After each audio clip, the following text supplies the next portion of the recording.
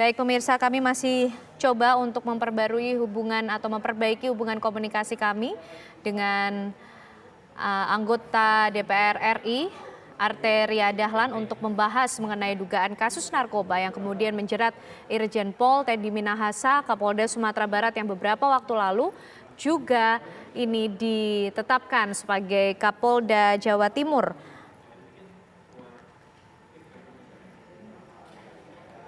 Dan informasi terakhir yang kami dapatkan bahwa hasil tes urin dari Irjen Teddy Minahasa ini menunjukkan positif narkoba. Kami kembali bergabung dengan Bang Arteria Dahlan. Halo, selamat siang Bang Arteria. Sudah bisa mendengar suara saya? Waalaikumsalam. Terdengar. Baik, Bang Arteria Dahlan sudah mendengar pula mengenai adanya informasi dugaan kasus narkoba yang mencatut nama dari Irjen Pol Teddy Minahasa.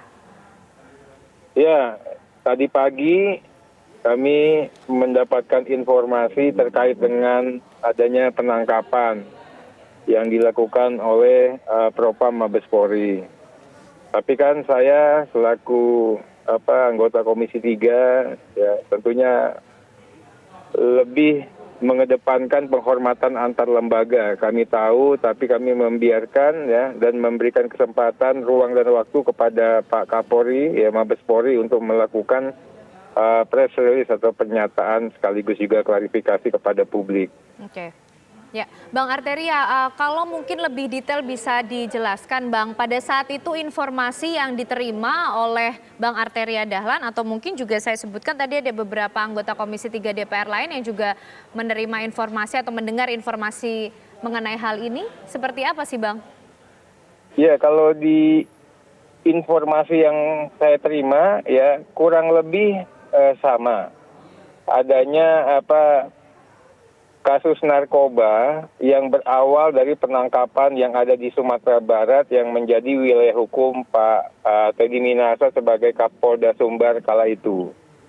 Nah, ini berkali-kali Komisi 3 juga meminta betul pada saat melakukan penangkapan narkoba, ekspos barang bukti, Komisi 3 itu dilibatkan. Jadi kita tahu betul bahwa barang bukti yang memang menjadi objek tindak pidana ini betul-betul dimusnahkan. Ini kan kasusnya tidak, penangkapan atau penegakan hukumnya dapat ya, tapi barang buktinya disalahgunakan atau disimpangkan. Bahkan barang buktinya diperjualbelikan atau dialihkan ke aparat penegak hukum sendiri dan dijual kembali. Ini yang sangat ironi yang kita tahu. Dan ini informasi ini kan sebenarnya sudah lama, tapi kan bermuara kepada Pak Teddy itu baru beberapa hari ini yang kita tahu. Informasi ini sudah lama itu sejak kapan, Bang Arteria? Sudah, waktu itu kan heboh sekali yang penangkapan narkoba di Sumbar itu, Mbak. Oke. Dan kemudian ada indikasi narkobanya dijual, Komisi 3 itu sudah mengatakan, itu narkoba yang ketangkep itu narkobanya harusnya diekspos di hadapan Komisi 3. Oke. Kalaupun narkobanya itu sampai selesai dimusnahkan, ya betul-betul dimusnahkan. Karena memang rawan dan rentan sekali, karena narkoba itu setelah kita ekspos, ya kan kita nggak tahu apakah narkobanya betul-betul dimusnahkan atau dimusnahkan sebagian, atau bahkan seperti ini, tidak dimusnahkan, diperjualbelikan. Nah, pada saat peristiwa tersebut, Bang Arteria, artinya pihak DPR ini melihat adanya pemusnahan sebagian berarti barang bukti narkoba dari kasus tersebut atau seperti apa? Kita tidak dilibatkan kala itu. Oke, baik. Ini yang kami minta kepada teman-teman di Polri, khususnya Direktorat Narkoba, libatkan kami. Kami akan tonton dengan selesai berapapun narkoba yang kalian temukan dan kalian akan musnahkan. Jadi oke lah itu ke depan. Tapi sekarang ini kan memang ya sedih, prihatin, kami berduka cita mendalam. Ini kan rangkaian cerita sinetron pada tubuh institusi Polri. Habis Pak Sambo, habis Kanjuruhan, nah ini adalah ironi banget ya. Oke. Ya. Kapolda baru yang dilantik ya hanya beberapa hari. Yang bisa membawa perubahan bagi Jawa Timur, tapi tidak bisa mendisiplinkan dirinya. Oke. Bahkan terlibat perilaku kriminal yang menjadi kejahatan yang serius di Republik ini. Oke, Bang Arteria, ini kami juga baru saja mendapatkan informasi bahwa dari kasus yang kemudian mencatut nama Irjen Pol Teddy Minahasa ini ada barang bukti 10 kilogram sabu yang didapatkan dari Kapolres, kemudian 5 kilogramnya bahkan dijual dari Irjen Pol Teddy Minahasa kepada seseorang yang kemudian disebut atau dijuluki sebagai Mami dalam tanda kutip, dan kami mendapatkan informasi dengan nama Linda yang katanya juga berlokasi di salah satu diskotik atau klub di Jakarta. Bang Arteria Dahlan juga capture mengenai informasi ini? Iya, kita udah tahu kok yang namanya Linda itu siapa ya, arahnya kemana. Tapi kan sekarang ini banyak hal yang kita tahu tapi belum bisa dieksekusi oleh aparat penegak hukum. Terkendalanya juga dengan berbagai alasan. Padahal dukungan Komisi 3, dukungan politik maupun politik hukum tidak henti-hentinya terhadap institusi Polri. Jadi kalau masalah Linda dan teman-teman Linda yang lain, itu kan kita sudah punya yang namanya peta jaringan narkoba. Nah, kita bisa tanya itu di BNN, kita bisa tanya Direktorat Narkoba, itu jelas semua kok. Ya, pemainnya siapa, jaringan mana, terang benderang. Tapi eksekusi secara komprehensif dan paripurna itu ya jarang sekali dilakukan secara serius. Ini hanya pada tatanan permukaan. Dan mudah-mudahan ini pembelajaran bagi kita ke depan. Saya juga kaget manakala Pak PM itu ternyata juga setelah dicek positif narkoba. Bayangkan ya, itu akan memimpin Jawa Timur ya, yang luar biasa kompleksitasnya. Dan kita tahu juga serangan narkoba kepada Jawa Timur sangat luar biasa. Kita punya kantong-kantong daerah rawan narkoba yang kita akan berikan amanah kepada beliau untuk dilakukan upaya penegakan hukumnya, ternyata dia sendiri tidak mampu untuk mendisiplinkan diri, bahkan terlibat perilaku kriminal narkoba ini. Ya, Bang Arteria tentunya tadi juga sepakat seperti yang disampaikan oleh Bang Arteria, ironi ketika penegak hukum yang harusnya bisa menciptakan kondisi yang kondusif, harusnya bisa menciptakan ketertiban, justru ini kemudian terjerat oleh kasus narkoba. Bahkan artinya Bang Arteria, ini peredaran narkoba sudah sampai di level para pati Polri, petinggi-petinggi Polri. Oh iya, dari awal pada saat kita membedah yang namanya narkoba itu dari orang sekolah sampai tidak sekolah. Dari yang berkuasa sampai yang tidak berkuasa. Dari yang pengangguran sampai kaya raya. Dari yang di desa-desa sana mungkin sampai kepada yang ada di ring 1 di mana, saya tidak sebut di istana ya. Nah, ini artinya apa? Ini kejahatannya begitu apa? Sebarannya begitu masif. Paparannya juga sudah begitu luar biasa. Yang terpapar ini kan juga sudah hampir 7 juta yang betul-betul pelaku aktif yang tidak bisa tidak untuk mengkonsumsi narkoba. Jadi memang ini harus dilakukan secara serius. Saya minta betul ini menjadi pintu pembuka untuk bagaimana menyelesaikan kejahatan narkoba yang terorganisir yang melibatkan aparatur negara di Republik Indonesia. Saya minta betul investigasinya secara menyeluruh. Tidak mungkin seorang Teddy Minahasa. Ya, kejahatan narkoba ini kejahatan yang namanya organized crime yang terorganisir dengan baik.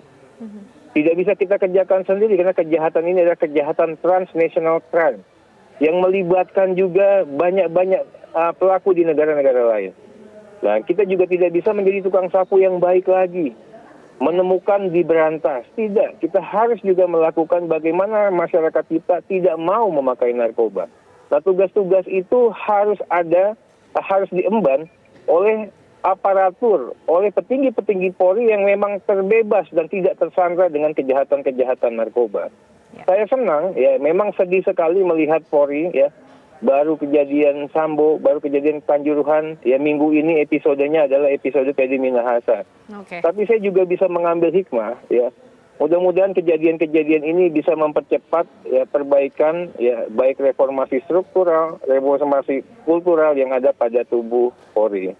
Ya, baik Bang Arteria, artinya Polri saat ini sedang dalam kondisi kritis atau darurat bisa kita katakan seperti itu. Lalu DPR sebagai mitra dari kepolisian juga melihat kasus rentetan kasus yang ada, terbaru juga mengenai kasus narkoba yang ini tadi juga disampaikan oleh Bang Arteria. Dari semua level sebenarnya kemudian juga bisa terancam oleh hal ini, termasuk dari pihak kepolisian mirisnya yang harusnya menjadi penegak hukum. bagaimana DPR atau mitra kepolisian ini melihat dan kemudian apa kemudian yang akan didorong? Ya, ini kan ada dua isu ya bicara narkoba. Isu pertama adalah isu kesehatan. Semua yang terpapar, suka tidak suka, mau tidak mau, populer dan tidak populer, harus kita rehat. Penyalahguna, bandar, pengedar, pengecer, sekalipun kita rehat. Makanya diperlukan suatu instrumen regulasi yang ketat, yang tidak populer, yang mampu untuk menghadirkan itu di Republik ini. Yang kedua, isu penegakan hukumnya.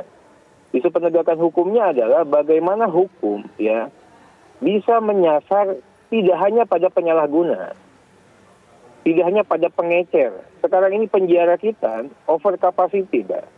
Dan over capacity cilakanya adalah 70% penjara itu isinya adalah napi narkoba. Seolah-olah kejahatan Republik ini narkotika. Narkotika semua, sampai 70% lapas. Tidak ada kejahatan-kejahatan yang lain. Artinya apa? Ada kesalahan juga di regulasi. Kita harus memperbaiki aturan di Undang-Undang Narkoba. Ini sedang kita bahas. RUU Narkoba di DPR RI sedang jalan. Ya. Yang keempat, bagaimana kita bisa melakukan sinergitas penegakan hukum. Ya. Mampu untuk memastikan aparatur-aparatur yang bertindak di lapangan, dari mulai yang titik terbawah sebawah manapun, sampai dengan yang pucuk pimpinan tertinggi, tidak tersandra oleh kartel narkoba. Ini agak sulit, ya, tapi butuh polisi-polisi, aparat-aparat penegak hukum yang merah putih. Kami yakin Polri masih banyak stok untuk itu. Masih banyak 440.000 polisi-polisi kita yang saya katakan polisi-polisi merah putih. Berikan kepada mereka. Dan kepada mereka yang terlibat melalui kasus Pak Teddy Minahasa ini, harus kita bisa bongkar ya setuntas-tuntasnya.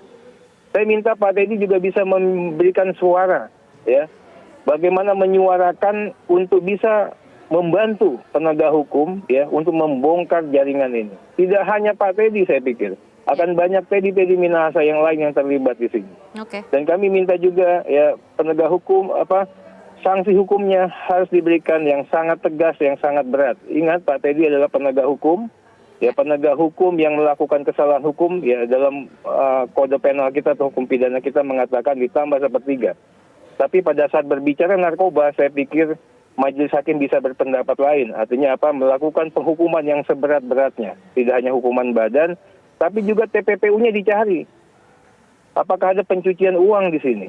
Nah, nanti mudah-mudahan ya kita butuh waktu untuk itu. Mudah-mudahan rakyat juga bisa memberikan ruang dan waktu kepada penegak hukum untuk mulai bekerja. Baik, terima kasih Bang Arteria Dahlan, anggota Komisi 3 DPR RI sudah bergabung bersama kami di Breaking News TV One.